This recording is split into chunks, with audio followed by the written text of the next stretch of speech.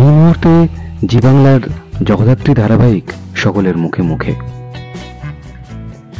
গল্পের প্রতিটা মোড়ে রয়েছে নতুন নতুন চমক, আর সেই কারণেই হয়তো এই মুহূর্তে অন্যতম জনপ্রিয় ধারাবাহিক হয়ে উঠেছে জি বাংলার জগদ্ধাত্রী।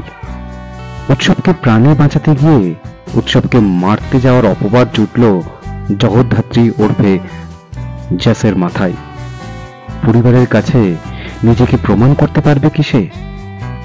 আপনাদের কি মনে হয়, জ্যাস কি নিজেকে নির্দোষ প্রমাণ করতে পারবে? সম্মান রক্ষা করতে পারবে নিজের পরিবারের?